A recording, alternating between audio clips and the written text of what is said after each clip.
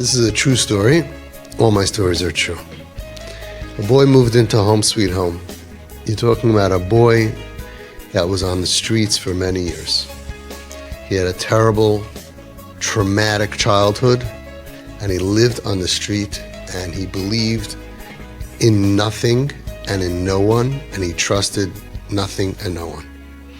He was big, tall, strong, very, very, very distant, couldn't really get into that, who he was, into his mindset. One of the toughest kids that I ever worked with. And after a couple of months in Home Sweet Home, he tells me, I have his 80. Now, I knew who his grandfather was. His grandfather was and is one of the oldest Ziknei Hadar, one of the Gedolei Hadar. I wish I could share his name, so you'll appreciate what we're talking about. He says, and I'm very distant from him. He never invites me over, etc., etc. So I said, how about if I call, I'll get you an appointment. Would you go? He says, okay. I called up, and the grandfather immediately said, sure, I would love to see him. Come the day before Rosh Hashanah. So Erev Rosh Hashanah was, let's say, Tuesday. We'll go the day before Erev Rosh Hashanah, which was Monday. I'm driving from Avenue P and East 16th Street, Home Sweet Home, going towards Borough Park. When we crossed over into Borough Park, he saw two Hasidic guys, and he went, trauma. He says, I hate those guys.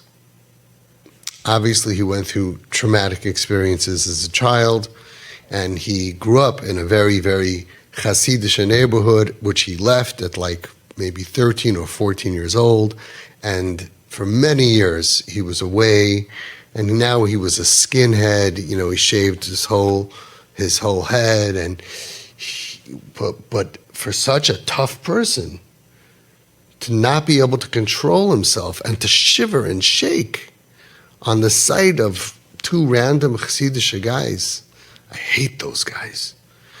You could imagine what kind of pain he went through. And then he starts talking, and he starts saying, Hasidim are terrible. They don't love their kids. My father never hugs me.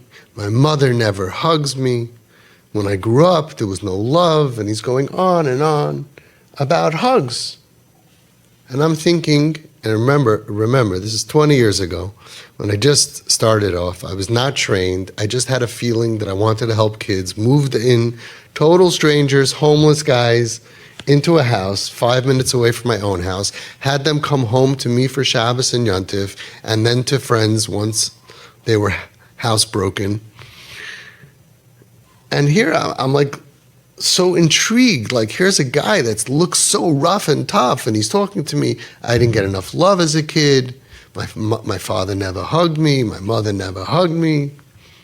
And then he starts saying, my Zaidi and my Bobby, they're very holy. They're very holy people.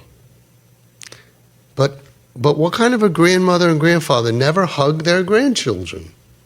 And he's again talking about hugs. He acknowledges that they are holy, and he's upset. I never got a hug. I get a wave. I mean, what's going on here? And I'm just thinking, because it's 20 years ago and I have no training, I'm thinking, wow, this is so interesting that this kid is talking about love and hugs, physical hugs, and he looks so tough, like he would rip your head off, and he was such a tough cookie. And that was the beginning of me realizing that the tougher someone is on the exterior, the more pain they have in the inside, and they had to build these walls around them. And these tough guys that we meet in shul or whatever, they're protecting themselves. They can't be vulnerable because they're hurt. Anyway, we go inside, and I sit down at the table, and the grandfather is at the head of the table, and he sits across from me. And we schmoozed for a few minutes, and then I said to the Zaidi, I said, I have a doctor's appointment, and I'll be back in an hour to pick him up. He gave me a little bit of a look. I don't think he expected to have an hour meeting, and I left. I'm sorry, I don't like lying, but I couldn't say, I'm leaving the two of you alone for an hour. A half hour would have been awkward, so I did not have a doctor's appointment. As chatoy ani maskir hayoim, I'm sorry, I had to do what I had to do. I went outside, I got in the car, right away I call his parents' house. The mother picks up the phone, is something wrong? I say, everything's fine, everything's fine. I'm just curious, you don't hug your kids? Your husband doesn't hug your kids? Your son is talking to me, he's like a big rebel, and can you imagine how much trouble he made that they threw him out of the whole neighborhood that he was in, and how much pain and agmas nefesh the parents have. Your kid is talking to me about hugs. She says, you know, our family is like super duper Hasidish, and we don't really hug our kids, and the father doesn't hug the girls after 12, and the mother doesn't hug the boys after 13, but even before that, we don't hug, and even my husband doesn't even hug the boys. Apparently, it's some kind of a super duper Hasidish thing, which I never heard of. I checked afterwards with my super duper duper Hasidish friend, and he was like, I don't know, my father hugs us, and he's a Rebbe, you know, like, but apparently they're very super duper holy. There was not hugging going on, you know, of them, and even, I said, but what about your shver, the Gadol Adar? She says, ask him. Okay, that was that. I didn't know what to do, because I wanted to go in and I wanted to tell the Zaidi, you know, that your grandson really wants a hug. He's talking about it because he wants it, right? Now, how am I going to do that? So I walked in from that side after the hour. And so the kid's back was to me because he was sitting there and the Zaidi's there. And the Zaidi looks up at me. And so I had like just a couple of seconds, you know, and I went like this. And I felt very bad. 20 years ago, I was 20 years younger.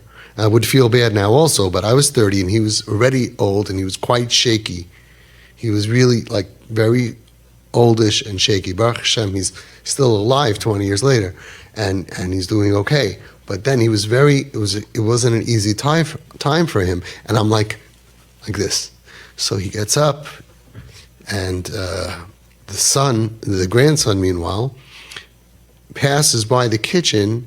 His Bobby gave him special cookies, and everything is happening. Like, just try to imagine, all the time that we had there was one little hallway. I was like 15 feet away, and the Zaidi was walking, the kitchen was here, the grandson turns around to take the cookies from his grandmother and get a wave, and he's with me, and I have about 4 seconds. I reach in, and I tell him, a bengt for a hug. He's yearning for a hug. Now I want to show you what godless is. I don't know why this gadol didn't hug his grandchildren. He had a reason. Everything he does, there's a reason. And for some reason, he didn't do it. But I said it. And immediately he turned around. Immediately he turned around. And the boy already waved to his grandmother. And he's right behind us. And he starts going like this. Now, the boy was very tall, and he's an old man, and he's bent over, and his hand was shaky. It was shaky. It was mamish going like this. And he goes like this, and he starts reaching up and up and up, literally like this. And the boy is like, what's going on over here?